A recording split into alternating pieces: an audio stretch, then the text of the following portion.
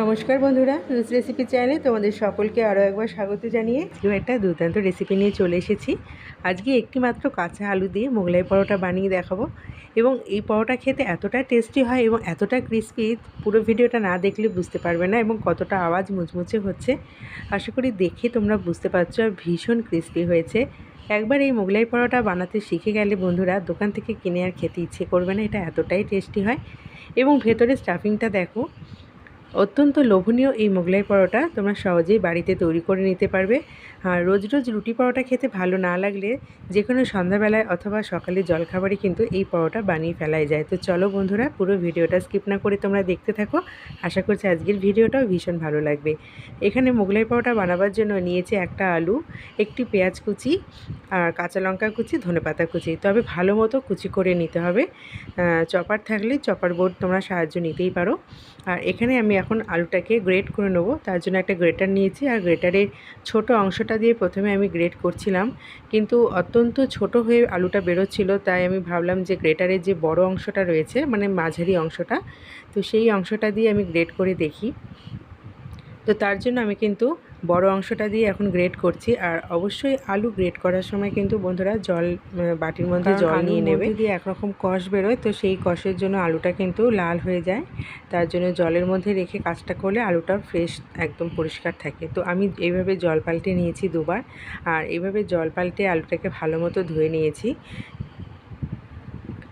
পরিষ্কার জলে এইভাবে আলুটা ধুয়ে নেবে, তাহলে আলুটা কিন্তু একদম পরিষ্কার থাকবে। আর এদিকে আমি যে উপকরণগুলো নিয়েছি, মানে পেঁয়াজ, লঙ্কা, ধনেপাতা কুচি, তার মধ্যে আমি আলুটা দিয়ে দিয়েছি। আর আলুটা কিন্তু ভালো মতো আমি নিংড়ে জলটা ফেলে দিয়েছি, কারণ এক ফোঁটা জল হলে চলবে না, কারণ আমি যে স্টাফিংটা বানাবো একদম শুকনো ড্রাই থাকবে। আজকে এই ইউনিক রেসিপিটা একবার বানিয়ে দেখো বন্ধুরা, মুখে লেগে থাকবে। মোগলাই পরোটা এতটা টেস্টি হয় খেতে। দিয়ে দিলাম এখন স্বাদ মতো লবণ, আর দিয়ে দিলাম 1 চামচ মতো পাওভাজি মশলা। যদি পাওভাজি মশলা না থাকে তোমরা চাইলে এখানে গরম মশলা ব্যবহার করতে পারো, অথবা ম্যাগি ম্যাজিক মশলা যেটা বাজারে পাওয়া যায়, বাচ্চাদের অত্যন্ত প্রিয়, সেই ম্যাজিক মশলাটাও তোমরা এখানে ব্যবহার করতে পারো। তো আমার ঘরে পাওভাজি মশলাটা ছিল বলে আমি এখানে সেটাই ব্যবহার করেছি। এখন সমস্ত কিছু একটু ভালো মতো মিশিয়ে নিলাম। আর এখানে আমি ডোটা তৈরি করব, তার জন্য 1 বাটি আমি ময়দা নিয়েছি। এখন ময়দার মধ্যে আমি দিয়ে দেবো 4 চামচ মতো সাদা তেল। তোমরা এখানে বাটার অথবা ঘিও ব্যবহার করতে পারো, অনেক বেশি ক্রিস্পি হবে। বাটার, ঘি আর তেল পরিমাণটা একটু বেশি থাকলে কিন্তু ক্রিস্পিটা একটু বেশি হয়। তো আমি এখানে দিয়ে দিলাম স্বাদ মতো লবণ। এখন ভালো মতো ময়ামটা দিয়ে নিচ্ছি, আর অল্প অল্প জল দিয়ে একটা সুন্দর সফট ডো তৈরি করব। তবে ডোটা খুব একটা নরম যেন না হয়, একদম যেন মিডিয়াম থাকে। আজকের এই রেসিপিটা তোমাদের ভালো লেগে থাকলে অবশ্যই লাইক করে দিও, আর কমেন্ট বক্সে তোমাদের মতামতটা জানিও এবং বেশি বেশি করে শেয়ার করে দিও। আর যদি নতুন বন্ধু কেউ এসে থাকো প্লিজ চ্যানেলটিকে সাবস্ক্রাইব করে দেওয়া অনুরোধ রইল।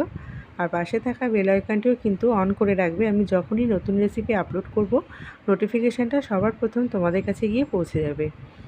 আমি দেখো ডোটা কমপ্লিট হয়ে গেছে। এখন ডোটার মধ্যে একটু সাদা তেল মাখিয়ে আমি 10 মিনিট মতো ডোটাকে রেস্টে রেখে দেবো।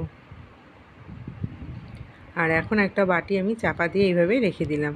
10 মিনিট বাদে আমি ফিরে এসেছি। এখন ডোটা থেকে লেচি কেটে নেব। আমি নর্মাল রুটি করার মতো লেচি কেটে নিচ্ছি, ছোট বড় তোমরা সাইজ করে নিতে পারো। খুব সহজে কিন্তু এই মোগলাই পরোটা তোমরা বানিয়ে ফেলতে পারবে। আর ভীষণ বাচ্চাদের মানে এত ভালোবাসবে খেতে, মানে কি বলবো, একবার যদি বানিয়ে না দেখেছো বিশ্বাস করতে পারবে না। আমার বাড়ির বাচ্চারা কিন্তু সবসময় এটা খেতে ভালোবাসে, যার জন্য প্রায় আমি এটা বানিয়ে থাকি। তো সকালে জলখাবারে বা স্কুলের টিফিনও এটা বানিয়ে দিতে পারো বাচ্চাদের। এখন প্রথমে একটা লেচি নিয়েছি, আর লেচিটাকে শুকনো ময়দা দিয়ে একটু রুটির মতো করে আমি বেলে নেব। খুব সহজেই কিন্তু এই মোগলাই পরোটা বাড়িতে বানানো যায়। দেখো আমি কিভাবে বানাচ্ছি। প্রথমে একটা বড় সাইজের রুটি বানিয়ে নিচ্ছি।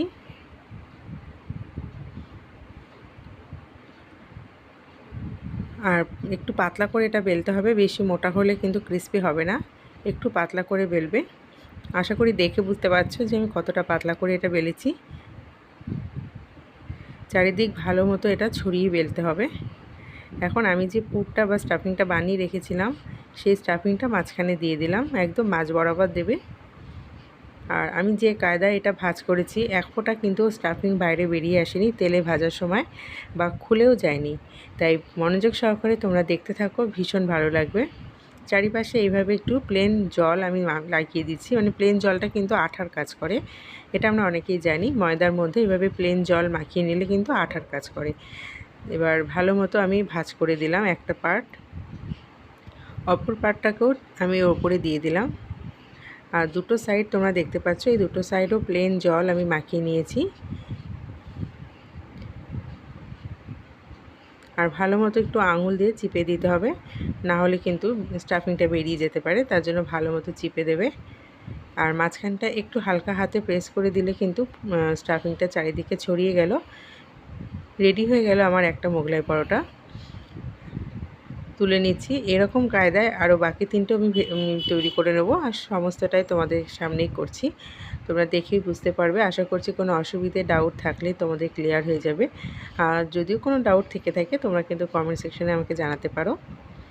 আর অবশ্যই বাড়িতে একবার হলেও ট্রাই করে দেখবে, যে কোনো ছুটির দিনে হোক কিংবা সকালবেলা সন্ধ্যাবেলা জলখাবারে। বাচ্চারা, বাড়ির বড়রা প্রত্যেকে ভীষণ মজা করে খাবে এবং খেতে অত্যন্ত সুস্বাদু হয় আর ভীষণ লোভনীয়। একই রকম কায়দায় কিন্তু আমি জলটা লাগিয়ে দিলাম। আবারও বলে দিচ্ছি, এটা কিন্তু প্লেন জল, কোনো রকম গরম জল না, একদম নর্মাল টেম্পারেচার জল।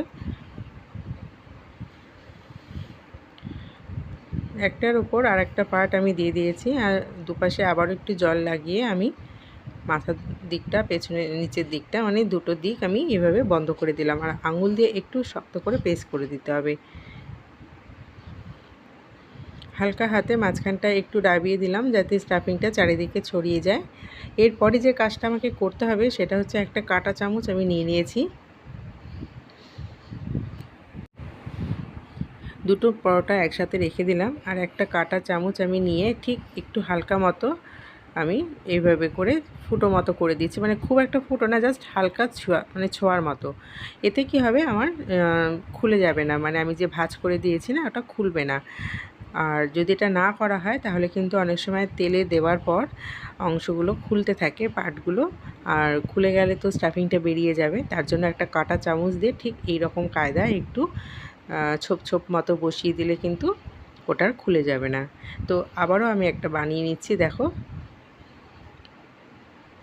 খুব সহজেই কিন্তু এটা বানানো যায়, এবং এর সাথে আলাদা করে কোনো তরকারির প্রয়োজন পড়বে না, কারণ এর ভেতরে যে স্টাফিংটা রয়েছে, এই স্টাফিংটা এতটা লোভনীয় হয় যে পরোটাটা খাওয়ার সময় কিন্তু মুখে দিলে মিলিয়ে যাবে। আর এর সঙ্গে একটু সস দিয়ে দিলে বাচ্চাদের কিন্তু আর কিছুই লাগবে না, বা বড়দের ক্ষেত্রেও বলছি।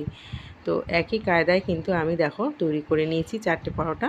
তো এখন কড়াইতে আমি তেলটা দিয়েছি, আর তেলটা কিন্তু মিডিয়াম গরম করতে হবে, খুব একটা বেশি গরম হলে আবার পরোটার ওপর দিকটা তাড়াতাড়ি ভাজা হয়ে যাবে, ভেতরের স্টাফিংটা কাঁচা থেকে যাবে। তাই মিডিয়াম, একদম মিডিয়াম যখন গরম হবে তখন পরোটাগুলো আস্তে আস্তে দিয়ে দিতে হবে। আর একটু সময় নিয়ে ভাজতে হবে, কারণ আমি এখানে শ্যুট করছি তাই এখানে একটু ফাস্ট দেখানো হয়েছে, কিন্তু এতটা ফাস্ট ভাজলে চলবে না, একটু আস্তে আস্তে এটা ভাজতে হবে। যতটা সময় নিয়ে ভাজবে দেখবে পরোটাগুলো ততটাই ক্রিস্পি হয়েছে এবং খুব সুন্দর একটা কালার আসবে, আর খেতে ততটাই সুন্দর লাগবে। কতটা সুন্দরভাবে ফুলেছে পরোটাগুলো তোমরা দেখেই বুঝতে পারছো।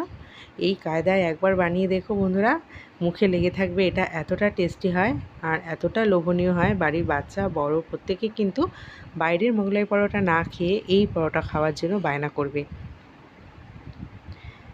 এই রকম কায়দায় কিন্তু আমি পরোটাগুলো ভেজে নিচ্ছি। একটা পরোটা আমি উল্টে দিয়েছি, আর সেকেন্ড পরোটা আমি পাশে দিয়ে দিলাম। যেহেতু অনেকটা জায়গা ছিল, জায়গা থাকলে দুটো করে ভাজলে কোনো অসুবিধা নেই, আর জায়গা কম থাকলে অবশ্যই একটা করে ভাজবে। আর একটু ডুবো তেলে এটা ভাজতে হবে, ডুবো তেলে না ভাজলে পরোটাগুলো ফুলবে না ভালো, আর ক্রিস্পি হবে না। আর ময়ামটা অবশ্যই তেল, ঘি অথবা বাটার যেটাই দাও না কেন পরিমাণটা ঠিক দেবে, তাহলে দেখবে খুব সুন্দর ক্রিস্পি হবে। অনেকের কমেন্টস থাকে যে পরোটা বানাবার সময় ক্রিস্পি হয় না বা ফোলে না, নরম থেকে যায়। ময়ামটা ঠিকঠাক না হলে কিন্তু এই সমস্যাগুলো হবে। আর ভাজার ক্ষেত্রে তেলের আঁচটা একদম মিডিয়াম রাখতে হবে, লো টু মিডিয়াম রেখে এটা ভাজতে হবে। দেখবে আস্তে আস্তে সময় নিয়ে ভাজবে, খুব সুন্দরভাবে ফুলবে। দেখো প্রত্যেকটা পরোটা কিন্তু দুর্দান্ত হয়েছে এবং কতটা ক্রিস্পি লাগছে তোমরা দেখেই বুঝতে পারছো। এই কায়দায় একবার বানিয়ে দেখো বন্ধুরা, মুখে লেগে থাকবে, এটা এতটা টেস্টি হয়, বাচ্চাদের টিফিনেও দিয়ে দিতে পারবে। একটু সময় নিয়ে এগুলো ভাজলে কিন্তু খুব সুন্দরভাবে ক্রিস্পি হবে। এগুলো শুধুই খাওয়া যায়, এর জন্য কোনো আলাদা তরকারি প্রয়োজন পড়বে না, সস দিয়েও তোমরা এটা খেয়ে নিতে পারবে। তো আমার কিন্তু ভাজা হয়ে গেছে, এখন আমি তুলে নেব। আমার তো দেখেই লোভ লাগছে, সত্যি এটা এতটা সুন্দর খেতে হয়। আর আমার বাড়িতে প্রায় এটা বানানো হয়ে থাকে। তো সত্যি বলছি, এটা খাওয়ার পর আর বাইরে থেকে মোগলাই পরোটা আমরা কিনে খাই না, মানে এটা এতটা টেস্টি হয়।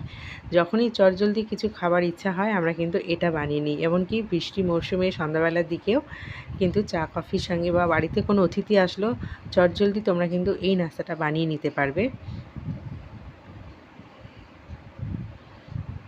মাত্র হাতে 10 মিনিট থাকলে কিন্তু এই নাস্তাটা তোমরা বানিয়ে ফেলতে পারবে। এটা এতটা টেস্টি হয় এবং এতটা ইজি হয়। একটা টিস্যু পেপারের ওপর রাখবে, তাহলে কিন্তু এক্সট্রা যে অয়েলটা রয়েছে অ্যাবজর্ব করে নেবে। একই রকম কায়দায় আমি বাকি দুটো পরোটাও কিন্তু দিয়ে দিচ্ছি।